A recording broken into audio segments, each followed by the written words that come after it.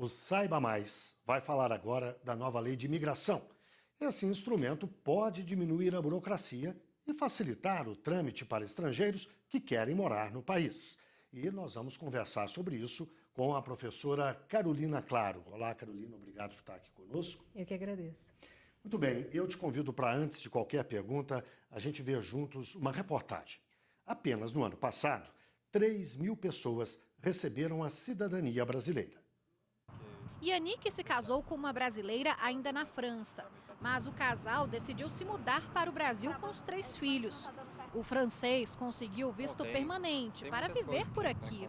É bom morar num país com, apesar de ser um país assim com a cultura ocidental, inclusive com a língua que perto, assim, é muito diferente de lá. Então é bom dá para refletir sobre muitas coisas. E eu mudei bastante, muito, desde que estou aqui, sobre com meus filhos, do jeito que eu vejo a vida também. A nova lei de imigração substitui o Estatuto do Estrangeiro de 1980 e traz novidades na regulação da entrada e estada no Brasil de imigrantes e visitantes. A legislação estabelece ainda diretrizes para políticas públicas voltadas para os estrangeiros e dá a eles direitos semelhantes aos dos brasileiros. Quase 3.000 estrangeiros ganharam a cidadania brasileira em 2016. Em alguns casos, segundo o Ministério da Justiça, o processo leva até 15 anos. A lei de imigração promete desburocratizar esse trâmite. A política migratória brasileira tem como princípios combater a xenofobia, não criminalizar a migração, promover a acolhida humanitária, igualdade de direitos e oportunidades, além do acesso igualitário a serviços públicos como saúde, educação e trabalho. Do texto original, aprovado pelo Congresso Nacional, a Presidência da República vetou 20 artigos antes de sancionar a lei. Entre eles, o que dava anistia aos estrangeiros no Brasil até julho de 2016 e o que permitia que os migrantes ocupem cargos públicos. A intenção dessa nova lei é acolher o imigrante e integrar ele à sociedade brasileira como, pessoa de direitos e deveres, e tendo em vista o desenvolvimento do país. Carolina, a lei da migração, recém-aprovada e depois sancionada pelo presidente, substitui o antigo Estatuto do Estrangeiro, ainda de 1980, da época da ditadura militar. Qual é a diferença entre os dois, basicamente? A grande diferença é que o Estatuto Estrangeiro ele tem uma visão de segurança nacional. Então, ele vê o estrangeiro como uma potencial ameaça à segurança do país. Agora, a lei de imigração, que mudou não só também a nomenclatura, ela traz uma perspectiva de direitos humanos dos migrantes. Ela equipara os estrangeiros aos brasileiros em termos de direitos e, obviamente, também obrigações.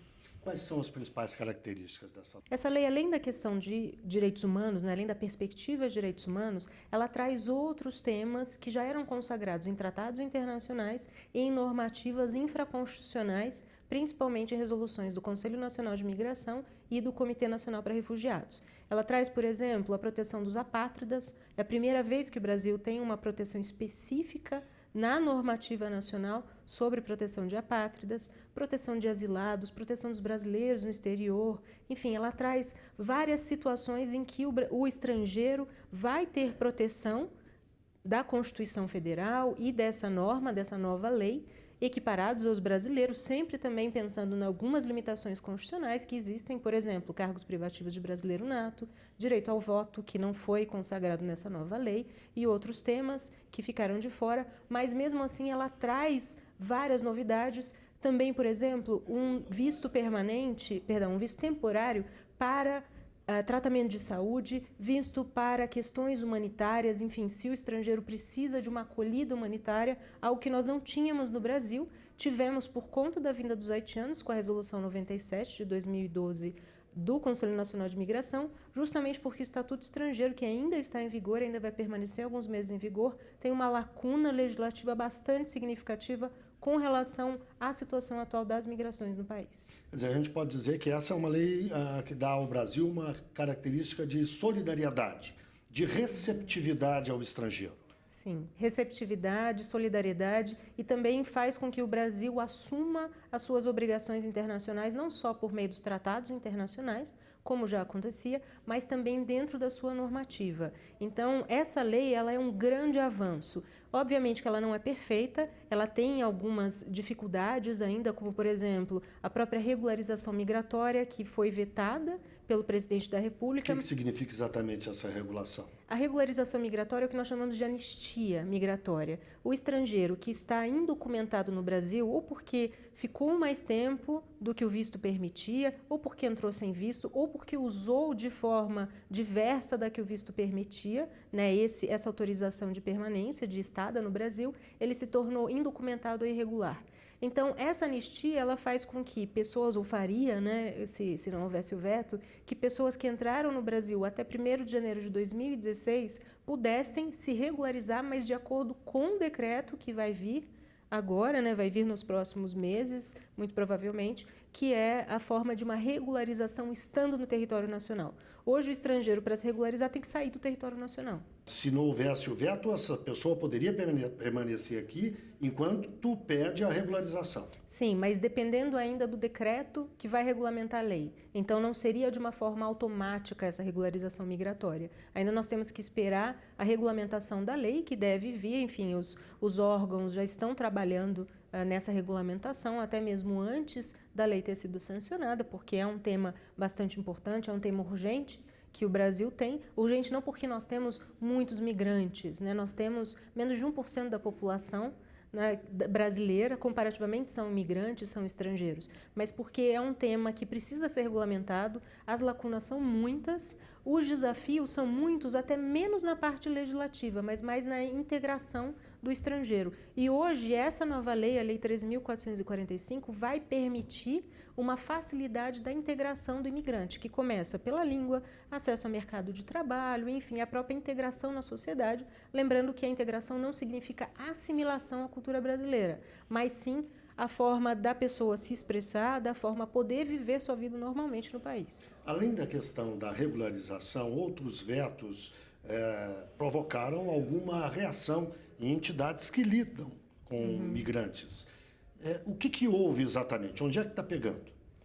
O principal é a questão da anistia migratória, mas também a questão dos indígenas em área de fronteira, porque nós temos, principalmente na região amazônica, muitas comunidades indígenas que não conhecem as fronteiras, não é que não conhecem, mas não lidam com a fronteira politicamente como os estados, como os países lidam. Eles circulam livremente da Venezuela para cá, de cá para lá e outros países também. Exatamente. E querem continuar assim. Sim, exatamente. Bolívia, Peru, enfim. E eles, por quê? Eles têm livre acesso ao território no momento em que nós temos uma faixa de fronteira imensa no Brasil, né? E nós temos, nessas áreas, principalmente nas comunidades indígenas, as fronteiras são naturais. Então, o controle migratório já é dificultado e essas comunidades, elas não vão se atentar tanto, né? Claro que em alguma medida sim, mas não tanto para questões da fronteira estabelecida pelos países, pelos estados, as fronteiras políticas. Então, esse livre acesso garantiria que essas pessoas não fossem barradas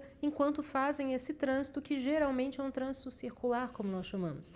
Né? Elas vão de um lugar para o outro, mas voltam para o seu território justamente para tratar da sua vida, das suas tradições, enfim. E elas agora não vão poder circular de jeito nenhum ou vão ter restrições? Vão ter as mesmas restrições que tem hoje. Então, eventualmente, essas comunidades podem ser barradas no controle fronteiriço, o que, na verdade, na prática, acontece pouco. Justamente pelas fronteiras serem bastante porosas, principalmente na região amazônica, e a dificuldade que os órgãos têm de vigiar essa fronteira. O grande medo das pessoas que se opuseram à lei, que se opuseram a essa disposição, é com relação ao tráfico de drogas. De fato, o tráfico de drogas, né, o tráfico de entorpecentes, ele ocorre independentemente de ser em área indígena ou não, independentemente em ser em região de fronteira seca ou, enfim, pessoas que vêm por avião, por mar, enfim. Essa forma de crime transnacional ocorre, é combatido nos aeroportos, nos portos e, de fato, em várias regiões do país, pela nossa extensão territorial, extensão de fronteiras, é um crime difícil de ser combatido, né? Mas ele não vai ser mais ou menos combatido porque essa disposição foi vetada. Agora, essa lei está em tramitação há muito tempo, o projeto estava em tramitação há muito tempo e foi aprovado até com um certo consenso. Por que acabaram acontecendo os vetos? O que houve nesse meio de caminho? Eu arrisco dizer que os vetos foram por causa de uma mudança de orientação do próprio governo e uma mudança, então, das pessoas que trabalham, que estão num momento decisório, né, que fizeram com que esses vetos aparecessem. Obviamente que nós temos alguns parlamentares que são contrários a uma ou outra disposição da lei ou até a lei toda, mas são pouquíssimos. Ela teve, como você mesmo mencionou, um certo consenso, ela teve discussões da sociedade civil, do próprio governo distrital, federal, estadual, municipais, enfim, teve participação de organismos internacionais e dos próprios parlamentares. Então, é uma lei que tem um grau de consenso bastante alto. Quando ela chegou agora no novo governo, na nova conjuntura política que nós temos, para ser sancionada, alguns órgãos que antes não tinham tantas posições contrárias à lei tiveram. Por exemplo? O próprio Ministério da Justiça. Antes, Ministério da Justiça e Cidadania, que foi um dos órgãos que capitaneou a lei, né? A lei foi de iniciativa do Senado Federal, mas teve a participação bastante ampla do Ministério da Justiça. Então, o próprio Ministério da Justiça solicitou o veto em algumas disposições. Gabinete de Segurança Institucional teve alguma participação? Várias. O Gabinete de Segurança Institucional e o Ministério da Defesa. Eles já tinham, sim, uma preocupação com segurança nacional e um certo receio de que essa lei abriria as portas do país. O que não é verdade, porque todas as pesquisas demonstram que quando vem uma nova lei com essa orientação de direitos humanos dos migrantes, a lei em si não faz com que os migrantes cheguem. A lei não é um fator de atração, porque os imigrantes vão vir, independentemente de estarem em situação migratória regular ou irregular, né, de terem documentos ou não terem documentos, e da lei ser restritiva ou não. O que faz esse movimento de imigração em geral é a dificuldade no país de origem e a possibilidade de uma vida maior no país de destino. Sim. Uma vida melhor, não é isso? Sim, e também reunião familiar. Então, essa lei nova, ela dispõe sobre reunião familiar, que antes era tratada por resolução do Conselho Nacional de Imigração e do próprio CONARE com relação a refugiados. E vale lembrar que essa lei, ela dispõe sobre a migração no Brasil. Então, ela trata dos imigrantes e dos brasileiros no exterior. Mas nós temos também uma outra lei que trata de temas migratórios, que é a Lei 9474 de 97, que é a Lei de Refúgio. Essa não mudou, essa é considerada uma lei excepcional, apesar de alguma dificuldade que nós temos, né, principalmente institucional, por conta do grande número de solicitação de refúgio que acabou tendo nos últimos anos, mas, de uma forma geral, essa lei, a Lei 13.445, vem complementar e traz pouquíssimas disposições com relação aos refugiados. Mas as duas fazem com que a nossa normativa sobre migrações esteja em acordo com as obrigações internacionais do Brasil e com a própria Constituição Federal. No caso dos brasileiros no exterior, como é que a nova lei atinge a essas pessoas? Ela atinge com relação à questão da documentação, com relação à assistência consular, coisas que já eram feitas pelo Itamaraty. O Itamaraty há anos trata dos brasileiros no exterior, na verdade sempre foi uma prerrogativa, né, a proteção diplomática e as formas de assistência ao próprio nacional no exterior. E não tanto tempo atrás foi criado no Itamaraty uma área específica para os brasileiros do exterior, com bastante destaque justamente pela quantidade de brasileiros emigrados, de brasileiros que vão para a Europa, para os Estados Unidos para trabalhar e desde 2008, 2009 tem retornado. Então esses brasileiros retornados já são uma realidade também, não estão contemplados na legislação, porque eles vão na legislação de imigração, porque eles vão ser contemplados por toda outra legislação nacional que nós temos, mas os brasileiros que estão no exterior vão ter direito à documentação, enfim, tudo que eles já têm hoje está regulamentado e vai ser mais regulamentado, ainda terá uma regulamentação melhor quando vier o decreto que vai regulamentar a Lei 3.445. O maior número de imigrantes no Brasil atualmente vem da Bolívia e de países vizinhos aqui da América Latina, me parece que da Argentina, da Colômbia, não é? E a reciprocidade, essa mudança que o Brasil fez na lei, é acompanhada pelos países vizinhos? Eles dão um tratamento semelhante ao que nós passamos a dar agora? Sim, justamente porque, além da nossa legislação, nós temos os acordos no âmbito do Mercosul. Então, entre os países do Mercosul e associados, e entre países da comunidade de países de língua portuguesa, por exemplo, há um tratamento de reciprocidade. Com outros países também, com relação à isenção de vistos, por exemplo, ou com relação ao próprio tratamento dado aos estrangeiros. E essa reciprocidade existe. Como você mencionou, nós temos imigrantes no Brasil de nacionalidade de países que são fronteiriços, temos tido uma vinda de venezuelanos, também há um esforço bastante grande. Agora, recentemente, com a crise na Venezuela. Exatamente. A crise humanitária que eles vivem tem feito com que essas pessoas venham para o Brasil, porque o contato com a Colômbia, que era onde até então eles migravam em maior quantidade do que para o Brasil, foi fechado. A principal ponte que liga os dois países foi fechada e os venezuelanos que já vinham para o Brasil começaram a vir em maior número, então há uma força-tarefa, inclusive, sendo executada na região de Pacaraima para dar assistência a essas pessoas e documentar essas pessoas. Mas não só migrantes econômicos vêm para o Brasil, pessoas vêm a trabalho, vêm a estudo, vêm para tratamento de saúde, vêm porque um parente já está aqui, né? Vêm por questões humanitárias, como a questão da Venezuela hoje, como a questão dos haitianos, como a questão dos sírios, mas no caso dos sírios eles são refugiados, então há um tratamento diferente, né, uma resolução do Comitê Nacional para Refugiados que faz com que eles tenham um visto facilitado para chegar ao Brasil. Não significa que o Brasil patrocina a vinda deles, significa que o Brasil permite que eles tenham menos documentos para solicitar um visto, que no caso dos sírios é um visto de turista facilitado, para que chegando ao Brasil eles possam solicitar o reconhecimento da condição de refugiado. Falando da questão dos sírios, a gente imediatamente lembra dos refugiados na Europa, lembra da quantidade da política norte-americana que se tornou mais restritiva a partir do governo Trump. Como é que o mundo regrediu nesse aspecto? Muito. Muito. O mundo tem visto os migrantes como uma potencial ameaça, sendo que a migração sempre ocorreu, a migração por conflitos, por questões ambientais, a migração por questões econômicas, por reunião familiar, ela sempre ocorreu na história da humanidade. Mas, obviamente, que nós temos um fluxo muito maior de pessoas, não só pela quantidade de pessoas no mundo, não adianta a gente dizer que só a quantidade de pessoas é que faz com que a migração seja maior, nós temos tido mais conflitos, mais desastres ambientais, mais problemas econômicos nos países, né? Então as pessoas têm buscado melhor qualidade de vida. Quando não buscam a sua própria sobrevivência, no caso dos refugiados, eles buscam melhor qualidade de vida, como no caso dos migrantes econômicos. Essa migração ela sempre ocorreu e sempre vai acontecer. Hoje, a migração é mais facilitada pelos meios de transporte, pelos meios de comunicação, pelo conhecimento que se tem de um ou outro país.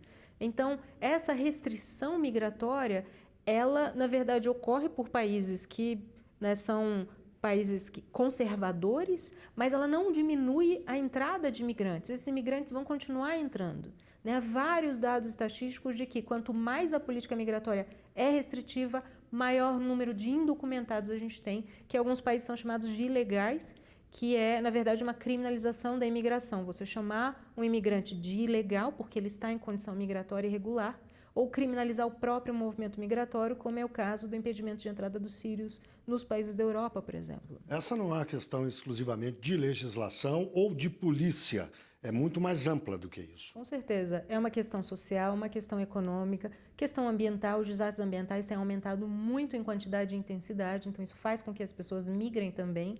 As questões econômicas, os conflitos. Por exemplo, no Triângulo Norte da América Central, há uma grande quantidade de pessoas, principalmente adolescentes e crianças, que migram para os Estados Unidos. Os pais mandam os seus filhos para os Estados Unidos ou para outros países no intuito de salvar os seus filhos das próprias gangues do crime organizado. Quando nós estamos falando de Triângulo Norte da América Central, estamos falando de quê? Belize, Guatemala, Honduras e El Salvador. Na Nicarágua também, numa certa medida, mas principalmente esses três, e até mais El Salvador do que os outros ultimamente. E essas pessoas vão para o México, atravessam o México por meio de contrabandistas de imigrantes, os chamados coiotes. Então, as famílias arriscam a sua própria vida, a vida dos seus filhos, mas no intuito de salvá-los. Essas pessoas têm direito de serem protegidos como refugiados porque sofrem um fundado temor de perseguição e, claro, quando entrarem nas categorias que a Convenção da ONU sobre o Estatuto dos Refugiados determina. Agora, eles têm tido dificuldade de entrar no país, tanto que no governo Obama houve uma forte pressão política para que as crianças, os menores desacompanhados, não fossem retirados. E há uma decisão da Suprema Corte da Suprema Corte estadunidense, que impede que essas crianças saiam. Né? Esses menores desacompanhados são acolhidos. Claro que a gente não pode numerar ou quantificar, porque o número da imigração irregular é bastante difícil de ser quantificado, de ser compreendido. E também nós tentamos ter uma disposição parecida com essa no Brasil de acolhimento dos menores indocumentados, e especificamente esse inciso da lei foi vetado com um medo, né? A justificativa da Casa Civil foi que nós podemos ter um número maior de crianças sequestradas, que é o caso do sequestro internacional de menores, que é disposto por uma convenção de 1980. Boa parte dos migrantes que vieram para o Brasil da década passada para cá veio do Haiti. Esse movimento diminuiu um pouco. Sim, diminuiu bastante. Os haitianos, eles costumavam vir para o Brasil, eles vieram depois do terremoto de 2010 no Haiti. Né? Eles vieram mais ou menos em 2011, 2012, vieram em grande quantidade, mas eles tinham essa ideia de mandar dinheiro para sua família, então mandar remessas, como nós chamamos nas migrações internacionais, mas com a falta de empregos no Brasil, a finalização das obras da Copa do Mundo, das Olimpíadas, e com a crise econômica aqui no Brasil, eles passaram a ir para outros países. Um desses países é o Chile. Então, eles passaram a migrar para fora do Brasil, mesmo aqueles que já tinham regularização migratória, né, já tinham documentos para permanecer no país. Mas, ainda assim, o número de haitianos no Brasil é relativamente significativo. Sim, nós não sabemos exatamente o número, mas ele varia entre 50 e 65 mil haitianos. Claro, excluídos os que já saíram. E cada vez mais outros migrantes que têm como a perspectiva econômica de vir para o Brasil, ou mesmo a perspectiva ambiental aliada à econômica, têm saído do território nacional em busca de melhor condição de vida, e também porque os haitianos e outras nacionalidades, como por exemplo os senegaleses, os angolanos, perceberam uma alta discriminação no Brasil. Então, a cor da pele influencia isso? Muito. Todos eles senegaleses, haitianos, nigerianos, todos negros. Sim, e eles perceberam que a população brasileira é mais racista do que eles imaginavam, do que muitos de nós mesmos imaginávamos. Então, vários deles dizem que a primeira vez que eles viram racismo, que eles sentiram racismo, foi no Brasil. Na verdade, com relação à regularização migratória. Quando eles são refugiados, então há todo um procedimento para que esse pedido seja ou não deferido, seja ou não considerado, a pessoa seja ou não considerada refugiada. E também com relação à regularização migratória, no caso dos haitianos, por exemplo, que não vieram por refúgio nos termos da Convenção de 51, sobre Estatuto dos Refugiados. Mas o governo brasileiro ainda tem bastante dificuldade de inserir essas pessoas na sociedade, de integrar. Hoje, quem faz o trabalho de integração são principalmente as ONGs, as pastorais do migrante, a sociedade civil de uma forma geral. Os organismos internacionais têm dado apoio até para o governo brasileiro na criação de programas, de políticas públicas para estrangeiros. Né? Um deles seria a questão da inserção na língua, com relação ao idioma, com relação ao mercado de trabalho, inserção cultural. Alguns estados do país, em alguns municípios e estados, têm tentado integrar como política estadual ou política municipal esses imigrantes, mas não é ainda uma política federal nacional. E essa nova lei faz com que tenha uma necessidade de justamente ter políticas de integração globais, né? Tanto do ponto de vista dos estados, DF, municípios, mas também no âmbito federal, com coordenação dessas políticas. Agora, voltando à questão da discriminação, ela não atinge apenas povos de pele negra. Os vizinhos latino-americanos também sofrem com isso aqui no Brasil, quando não são contratados quase como escravos em confecções, como a gente vê no noticiário, vira e mexe. Infelizmente, os direitos dessas pessoas, porque a gente não está falando só na questão de nacionalidade, independentemente de nacionalidade, terem nacionalidade ou não, são todos seres humanos, todos detentores de direitos e deveres. Então, essas pessoas são sim descriminalizadas, né? Elas têm são, enfim, mal vistas pelo brasileiro, principalmente com relação a questões econômicas, questão de língua. Enfim, a gente tem visto cada vez mais movimentos xenófobos no Brasil, né? Infelizmente tem crescido pelo próprio desconhecimento do que o imigrante faz no Brasil. O imigrante no Brasil, ele vem para trabalhar honestamente. Claro que nós temos pessoas nacionais ou estrangeiros que cometem crimes, mas eles vão ser punidos conforme a nossa legislação penal. Inclusive, nós temos no Brasil um presídio no interior de São Paulo que é uma carceragem para a população estrangeira. Lá é o único presídio no Brasil que não está superlotado e a maior parte dos imigrantes que estão lá presos cometeram tráfico internacional de entorpecentes e foram presos no controle fronteiriço. Então, as taxas também de imigrantes que cometem crimes é muito baixa, seja aqui, seja na Europa, nos Estados Unidos. Então, esse discurso xenófobo de que o imigrante vem, primeiro, para tirar os nossos empregos e, segundo, para cometer crimes, ele é falso. Então, quando se faz esse discurso, é um discurso de ódio, sem se procurar saber o que realmente acontece. Eu não estou dizendo que todos os brasileiros ou estrangeiros não cometem crimes ou não cometem condutas ilícitas. Pelo contrário, todos estão sujeitos à lei civil, penal, trabalhista, enfim, a toda a normativa brasileira e, caso cometam crimes, serão, no caso dos estrangeiros, poderão inclusive ser expulsos do território nacional. Tudo bem. O Saiba Mais conversou com a professora Carolina Claro. Carolina, muitíssimo obrigado pela participação do Saiba Mais. Eu que agradeço a oportunidade. Obrigada. E eu agradeço também a você que nos acompanhou. E até o próximo programa.